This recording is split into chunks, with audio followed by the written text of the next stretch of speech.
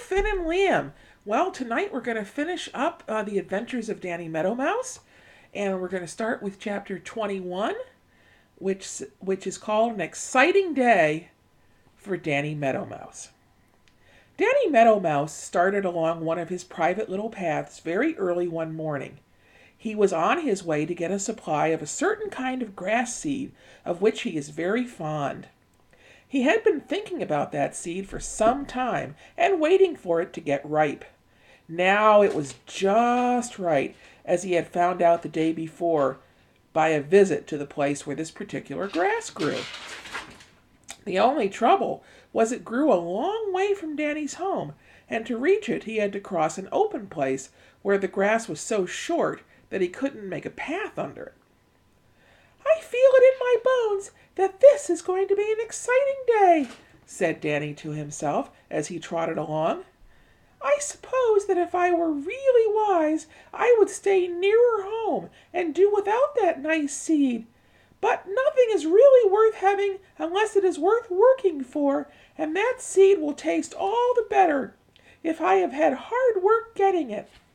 So he trotted along his private little path, his ears wide open, and his eyes wide open, and his little nose carefully testing every merry little breeze who happened along for any scent of danger which it might carry. Most of all, he depended upon his ears, for the grass was so tall that he couldn't see over it even when he sat up. He had gone only a little way when he thought he heard a queer rustling sound behind him. He stopped to listen. There it was again, and it certainly was right in the path behind him. He didn't need to be told who was making it. There was only one who could make such a sound as that: Mr. Blacksnake. Now, Danny can run very fast along his private little paths, but he knew that Mr. Blacksnake could run faster. "If my legs can't save me, my wits must," thought Danny as he started to run as fast as ever he could. "I must reach that fallen old hollow fence post." He was almost out of breath when he reached the post and scurried into the open end. He knew by the sound of the rustling that Mr. Blacksnake was right at his heels. Now the old post was hollow its whole length, but halfway there was an old knothole just big enough for Danny to squeeze through. Mr. Blacksnake didn't know anything about that hole, and because it was dark inside the old post, he didn't see Danny pop through it. Danny ran back along the top of the log and was just in time to see the tip of Mr. Blacksnake's tail disappear inside. Then, what do you think Danny did? Why, he followed Mr. Blacksnake right into the old post, but in doing it, he didn't make the least little bit of noise. Mr. Blacksnake kept right on through the old post and out the other end, for he was sure that that was the way Danny had gone. He kept right on along the little path. Now Danny knew that he wouldn't go very far before he found out that he had been fooled, and of course he would come back. So Danny waited only long enough to get his breath, and then ran back along the path to where another little path branched off. For just a minute he paused. "If Mr. Blacksnake follows me, he will be sure to think that of course I have taken this other little path," thought Danny. "So I won't do it." Then he ran harder than ever until he came to a place where two little paths branched off, one to the right and one to the left. He took the latter and scampered on, sure that by this time Mr. Blacksnake would be so badly fooled that he would give up the chase. And Danny was right. "Brains are better far than speed, as wise men long ago agreed," said Danny, as he trotted on his way for the grass seed he liked so well. "I felt it in my bones that this would be an exciting day. I wonder what next." Well, we'll find out what's next in chapter 22, which is called What Happened Next to Danny Meadow Mouse. Danny is so used to narrow escapes that he doesn't waste any time thinking about them, and he didn't this time.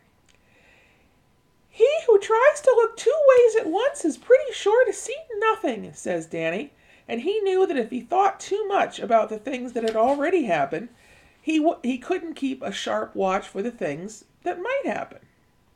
Nothing more happened as he hurried along his private little path to the edge of a great patch of grass so short that he couldn't hide under it. He had to cross this, and all the way he would be in plain sight of anyone who happened to be near. Very cautiously he peeped out and looked this way and that way, not forgetting to look up in the sky. He could see no one anywhere. Drawing a long breath, Danny started across the open place as fast as his short legs could take him. Now, all that time, Redtail the hawk had been sitting in a tree some distance away, sitting so still that he looked like a part of the tree itself. That is why Danny hadn't seen him. But Redtail saw Danny the instant he started across the open place. For Redtail's eyes are very keen, and he can see a great distance. With a satisfied chuckle, he spread his broad wings and started after Danny. Just about halfway to the safety of the long grass on the other side, Danny gave a hurried look behind him, and his heart seemed to jump right into his mouth. For there was Redtail, with his cruel claws already set to seize him. Danny gave a frightened squeak, for he thought that surely this time he would be caught. But he didn't mean to give up without trying to escape. 3 jumps ahead of him was a queer-looking thing. He didn't know what it was, but if there was a hole in it, he might yet fool Redtail. 1 jump. Would he be able to reach it? 2 jumps. There was a hole in it. 3 jumps, with another frightened squeak. Danny dived into the opening just in time. And what do you think he was in? Why, an old tomato can Farmer Brown's boy had once used to carry bait in when he went fishing at the Smiling Pool. He had dropped it there on his way home. And there's a picture of, let's see, with a frightened squeak, Danny dived into the opening just in time. But you can tell by the picture that it's not just Redtail the hawk who's seen Danny jump into the tomato can. It's also Reddy the fox.